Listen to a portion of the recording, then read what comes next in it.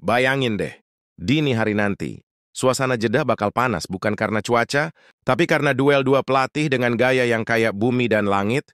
Di satu sisi ada Patrick Kluivert, legenda Belanda yang lagi bangun mimpi baru bareng Indonesia. Di sisi lain, Hervé Renard, si pelatih elegan yang doyan banget bikin kejutan di turnamen besar. Pertanyaannya, siapa yang bakal keluar sebagai pemenang di laga penuh gengsi ini? Setting laga. Yes, bener banget. Timnas Indonesia bakal bentrok lawan Arab Saudi di putaran keempat, kualifikasi Piala Dunia. 2026 zona Asia, Kamis dini hari nanti waktu Indonesia. Pertandingan yang bukan cuma soal 3 poin, tapi soal gengsi, strategi, dan pembuktian. Dua pelatih yang sama-sama pengen bawa negaranya ke level lebih tinggi. Ini bukan cuma laga biasa. Ini adalah duel dua filosofi sepak bola yang bisa jadi bakal nentuin arah masa depan dua tim nasional. Tentang Kluivert, Patrick Kluivert. Siapa sih yang nggak kenal nama ini? Dulu dia striker tajam banget di Ajax dan Barcelona, bahkan sempat jadi mesin golnya timnas Belanda di Euro 2000. Tapi sekarang, dia bukan lagi pencetak gol di lapangan. Dia adalah otak di pinggir lapangan.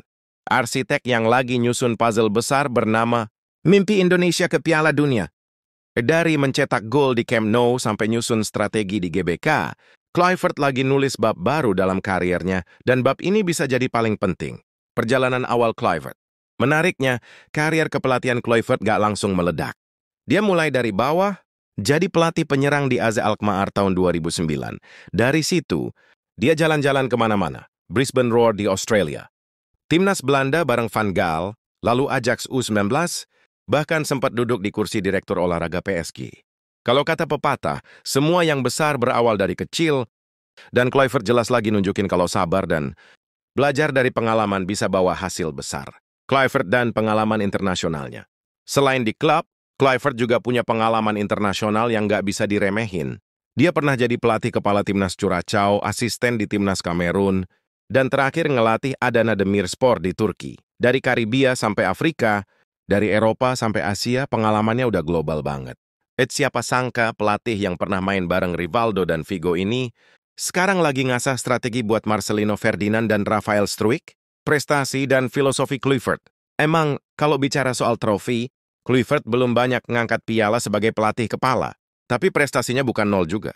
Dia pernah bawa Jong Twente juara Eredivisie Junior tahun 2012, dan tentu aja ikut berandil besar pas Belanda finish ketiga di Piala Dunia 2014. Waktu jadi asisten Van Gaal. Filosofinya simple. Sepak bola menyerang cepat dan berani ngontrol bola. Hook. Kluivert bukan tipe pelatih yang puas cuma bertahan. Dia pengen Indonesia main gaya Eropa. Ngotot, percaya diri, dan punya karakter. Tantangan Kluivert di Indonesia. Tapi tantangannya gede banget, bro. Di Indonesia, dia nggak cuma harus ngerti taktik, tapi juga ngerti kultur. Fans kita emosional, ekspektasinya tinggi, dan pengennya menang terus. Tapi disitulah tantangan sesungguhnya buat Kluivert. Kalau dia bisa bawa Indonesia tembus ke Piala Dunia, namanya bakal ditulis dengan tinta emas di sejarah sepak bola kita. Hook, misi Kluivert bukan sekadar lolos kualifikasi, tapi bikin seluruh bangsa percaya kalau mimpi itu bisa jadi nyata. Masuk ke Renard.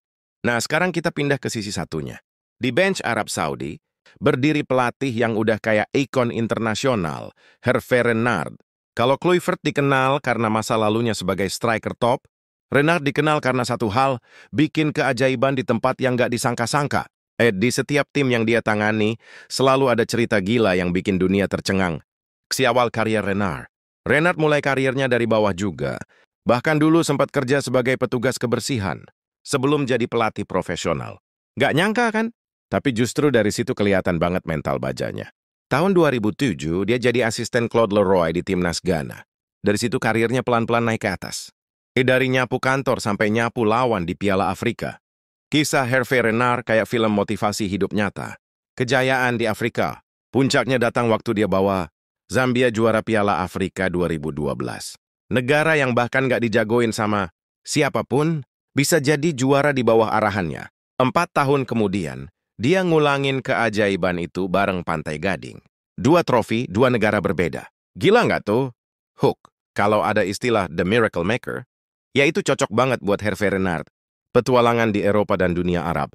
Setelah sukses di Afrika, Renard sempat balik ke Eropa. Melatih Sochaux dan Lille.